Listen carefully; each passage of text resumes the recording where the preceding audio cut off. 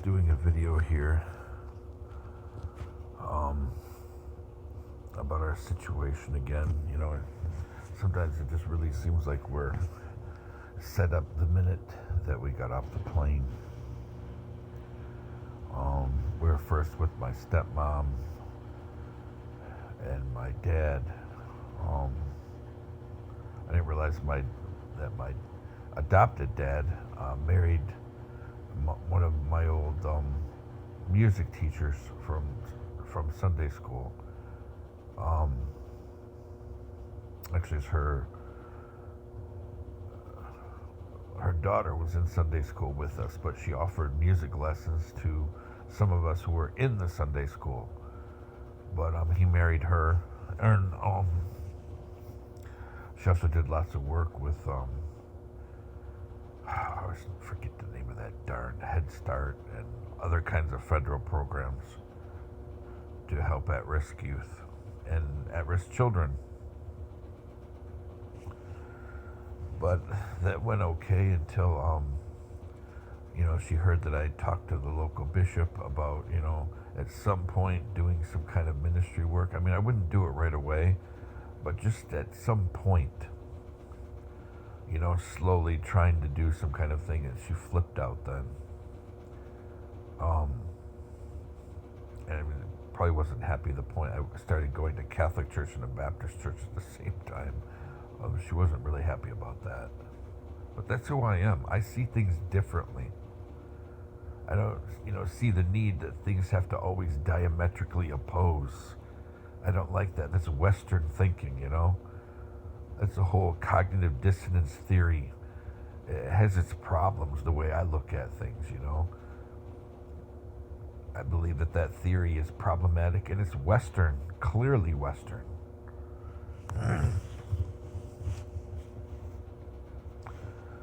But, then she made it, we had to start paying more and more stuff to the house when we're supposed to be paying her and getting on our feet and moving out.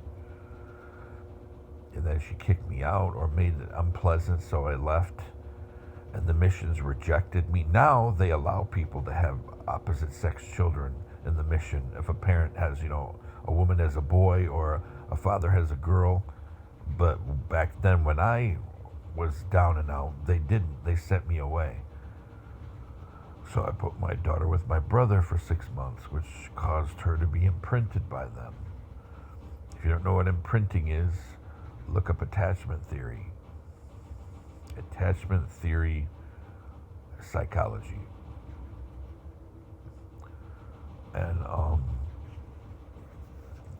she said, your daughter can stay here, but not you. So presented a big problem. Yeah, things didn't work out there. Then we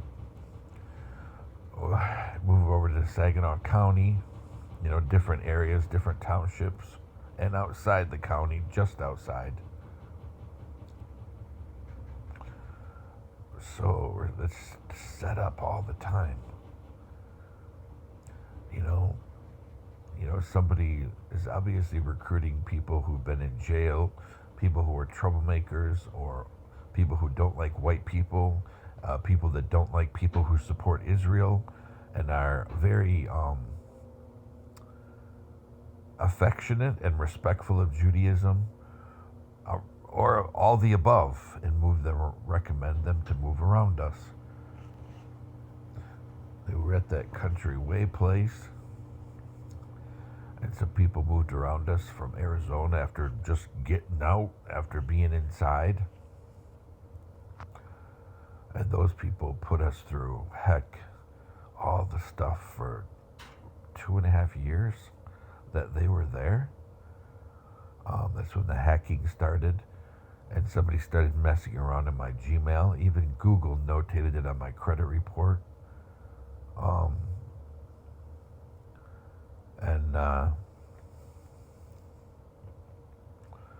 They had the picture in their window of the Gmail icon. I mean, a big, like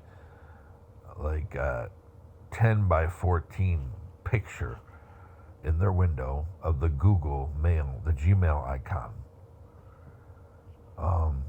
I don't know what that was about, but I just found it interesting that that was happening the same time that somebody's messing around in my email, blocking, job interviews, blocking job applications, um, interfering with them, or, uh, I would sound like I had a good chance at an interview. All of a sudden, somebody that lives around me, um, I see their car there, or somebody makes a comment like, "Oh yeah, we just hired somebody from over from your town or whatever." And I'll be like, "What?"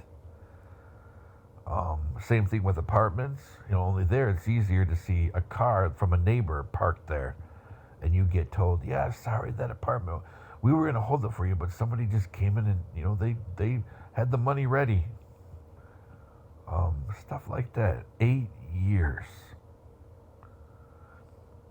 And then, people from various agencies showing up in your complex, and they don't share programs with you that would help you get on your feet when you inquire about them, or when you try to push for these programs, they deny them. I've been ridiculed by MDHHS. We tried to get on our feet desperately. They deny us programs, or they just refuse to talk about them, or they just ignore us repeatedly. And sometimes they'll go in and they will mock us and humiliate us in public or on the phone.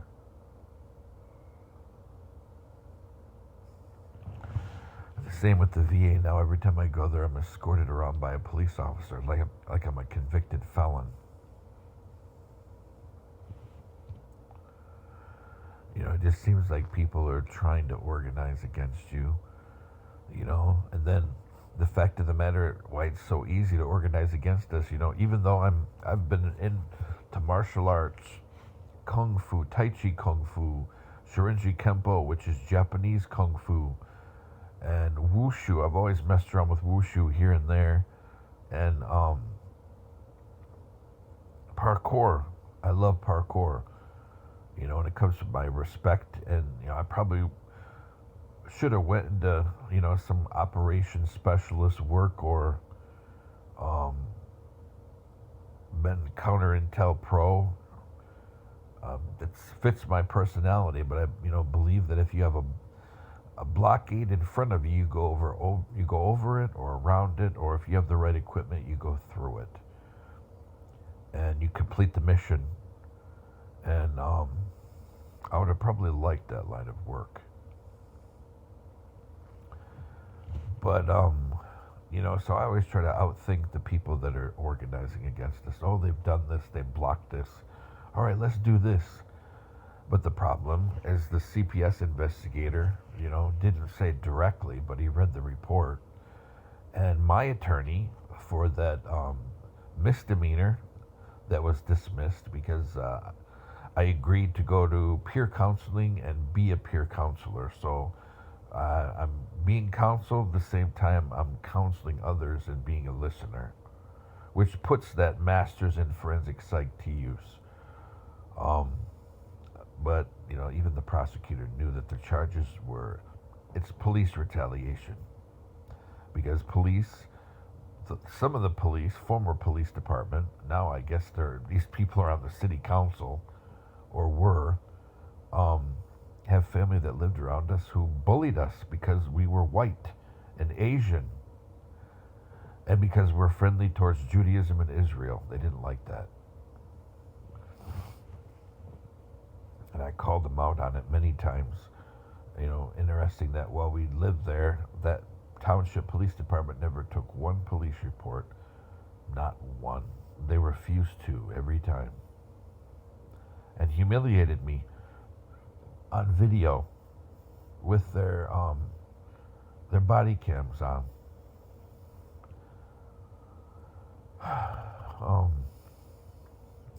But also, one of the reasons why that people, can outthink us or outmaneuver us is because people living around us, they listen to where we're going. They sometimes follow us out or text people. You can see people watching from the window, and then somebody that has been aggressive or filmed us or threatened us will show up on the bus. Sometimes repeated trips. Matter of fact, there's one guy that rides the bus a lot when we do. He's very quiet, just listens to music, doesn't make trouble or anything. I thought, yeah, but he's always there when we are, sometimes going to the same place we are. Which, by the way, I love statistics. And out of the, I think 484, I have the calculation somewhere. I calculated out 11 routes, like seven or eight of them operating until 8 or until 6 o'clock. And then you go down to, or no, 11 of them operate till 5 o'clock. And then 7 after 5. And then all of them operate on Saturday till 4. It's like 484. But I calculated out, some of these times we repeatedly see people. And one girl who's threatened us before, the amount of times that we saw her on the bus, and she was either on our bus that we're connecting to, or at the place we're going, waiting for the bus, the odds of that were like less than 1.5%. No, so I don't believe it. And this was like repeatedly. When we randomly go out. So that adds even more statistical anomalies into the calculation, because we randomly go out. We don't always go out at the same time. But like the CPS investigator read the report, which he said, he said, this sounds like hogwash. I've talked to your daughter.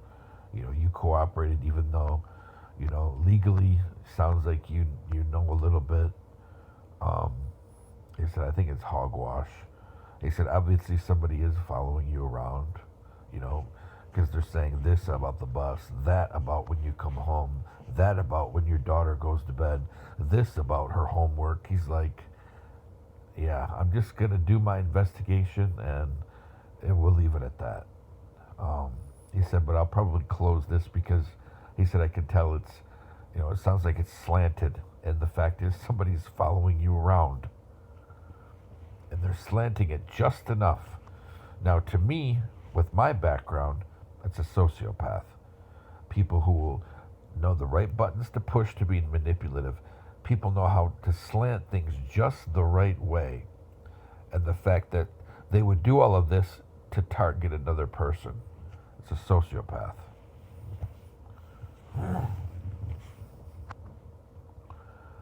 So, that, plus that misdemeanor case, my attorney telling me about that, and he was targeted too while he was my attorney.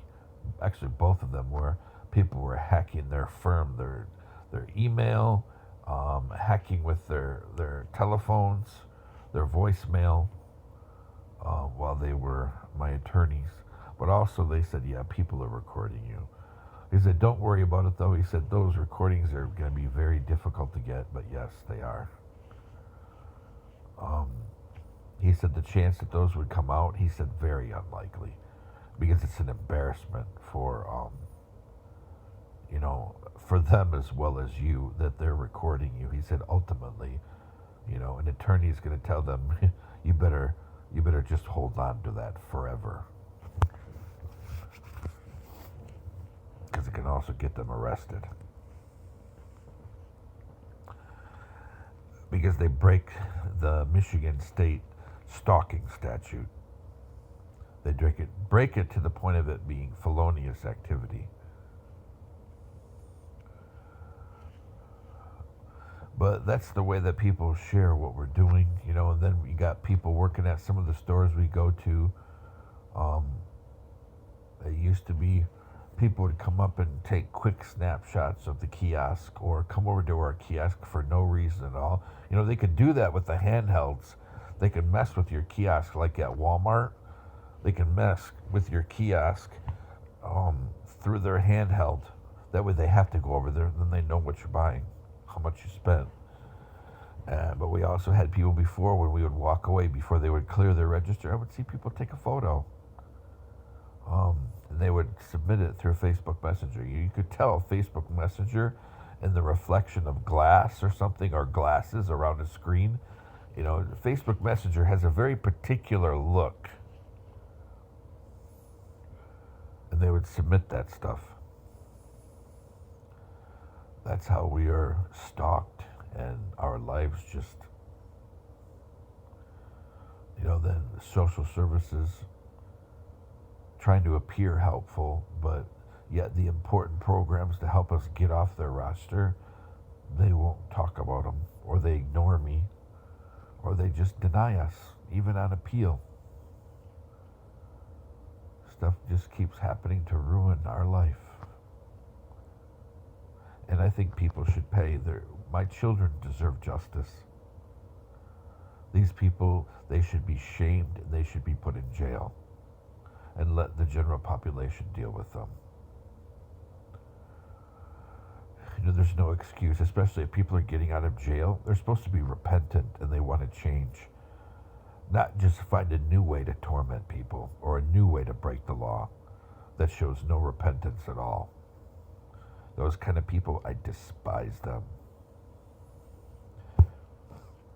I encountered them a few times throughout my life, especially a predator that victimized my family. He supposedly spent time in jail and spent time dealing with the judicial system. Didn't change at all. I could tell that when I was with somebody and he was forgiven out of Christian charity, and that same attitude came, I was like, why were you even forgiven? Same attitude was still there. No true repentance. Those kind of people, they don't deserve mercy.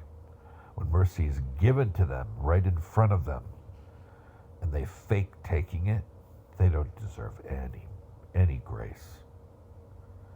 Yeah, grace is always there when God offers it, but when we choose to repeatedly do evil, and we're arrogant enough to blame the victim or shame the victim, or to not admit what was done, when we were of the right mind, we were an adult, we made that decision, we were not under drugs or under coercion, or just plain ignorant, and we choose it, we don't deserve grace. Because that's a rejection of grace. When we say, oh, I did this. So what? It was your fault. No grace. And I'm sure he doesn't give it either.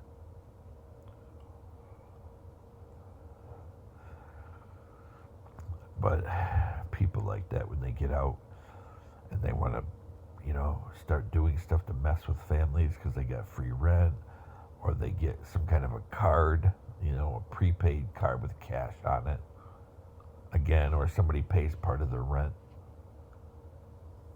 They're not changed at all. They're not truly repentant at all.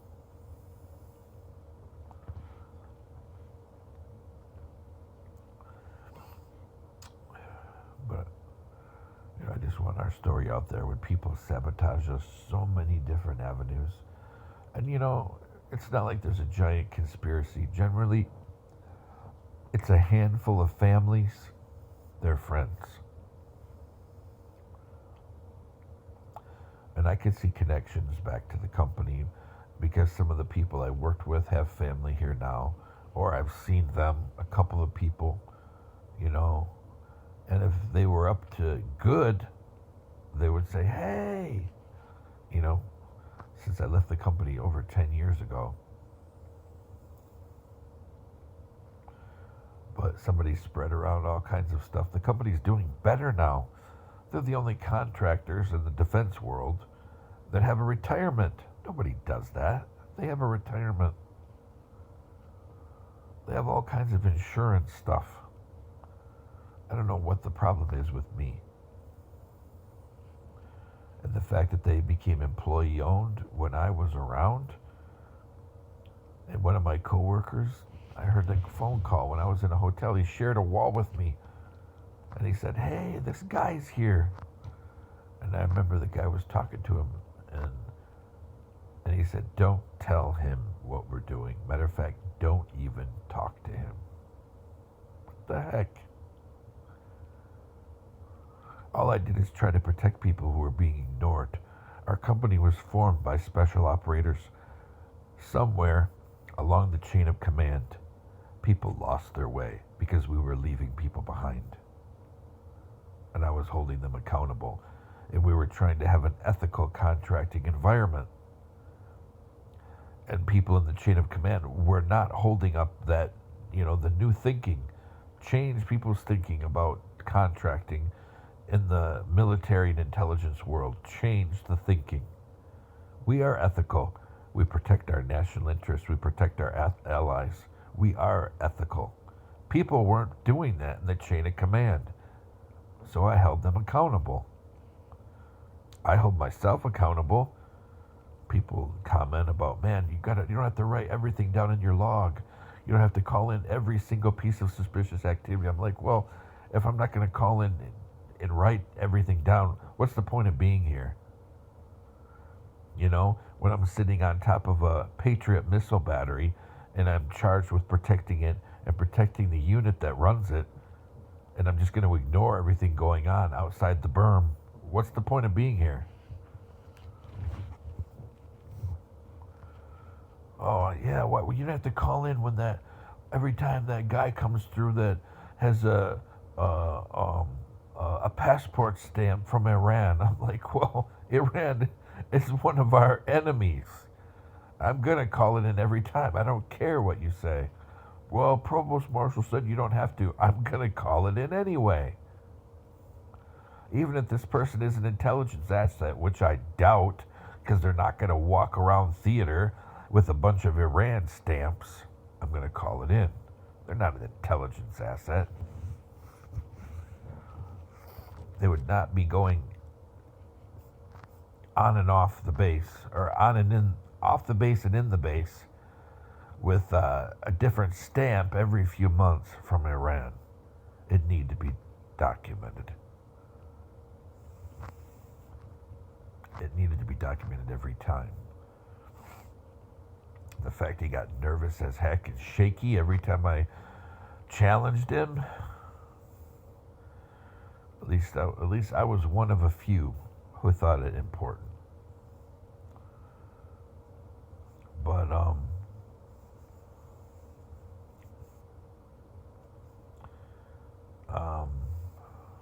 anyway, so it's pretty obvious some of the people from the company retaliated. The company as a whole, I can't say yes or no. I know that when I sent them an email 6 years ago, they ignored me.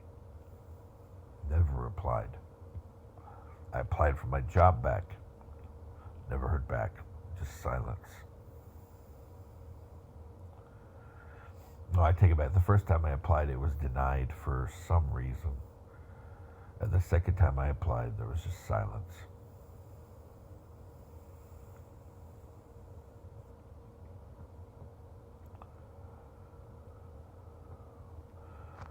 I don't know what their problem is.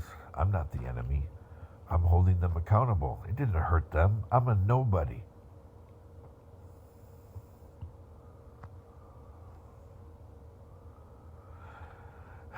But I guess that may be one of the reasons why that somebody is obviously organizing against us. And they have been for quite a while. Even doctors ignoring some diagnoses, or to make the diagnosis, I should say, ignoring proper treatments, all kinds of stuff. Try to make me look like I'm crazy by doing behavioral reports or like I'm aggressive. I just want the truth to be told for the sake of my children. How much we were targeted, how much happened to us to ruin our life, drive me into a nervous breakdown, drive me into giving up my child, my children, just to forgetting them like they never happened. Or worse, make me, not like this world anymore,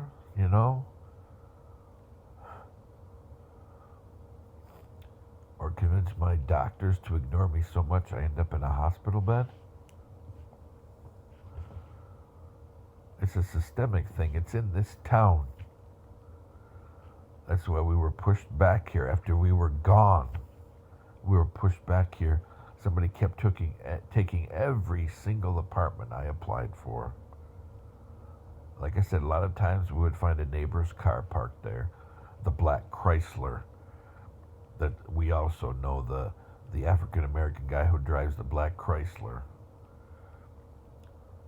or the young millennial Caucasian couple that drive that truck take our place. That's pretty obvious. And when so many people from your former complex and your new complex follow you outside the county to a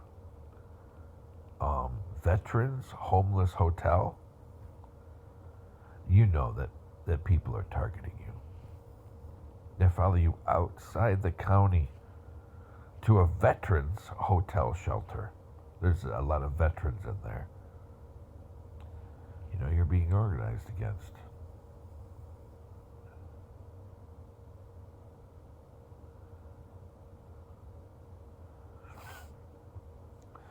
And like my neighbors repeatedly remind me, nobody gives that SHIT what happens to me or my kids. Nobody cares. Nobody gives a FUCK. Even your doctor doesn't give an SHIT. That's why you don't hear back.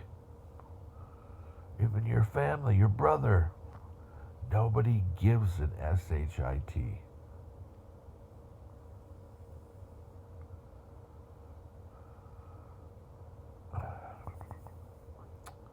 That's our story, and I know we're not alone. There's other people targeted like this too. I can see dads and moms hobbling around. Some of them have lost their kids already. Somebody in Saginaw County, Tri-County area, but especially Saginaw County, they're targeting people. They're targeting families. You know, maybe some of these people have a past, but I know all of them don't. And the Democrats are thoroughly entrenched here. I can't believe I went back to that party.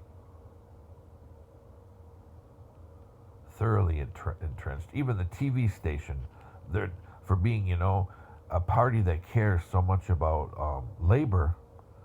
You know, why is the local TV station? People are fighting for better wages and better treatment.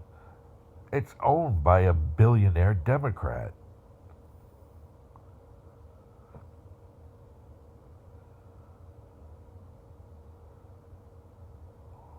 So, and the fact that, you know, different powers that be, they have familiarity with Washington and with the main Democratic committee out of D.C. and Lansing. But these things still happen to people. Am I blaming all Democrats? No. It's obvious that it's complex. You know, you got QAnoners organizing, and QAnoners you got from both parties. You got troublemakers from both parties. And you got people that are into it for the money. And then you got people who are involved in it because they're sick. They enjoy targeting people. But the actual shock is when politicians and law enforcement and, you know, prosecutors and chiefs of police, they ignore it. Or they listen and then they say, well, we can't investigate that. We don't have the manpower. We don't have the time. Get us some names. Since when does somebody sit at the table with their perpetrator for whatever the perpetrator did and have coffee and share ID? Shame on you, Saginaw County, for what you've let happen to people, especially to my family. The utter destruction, living in utter poverty, being surrounded by people who do nothing but torment us, and all the while push it on me. Oh, it's your sanity. You're insane.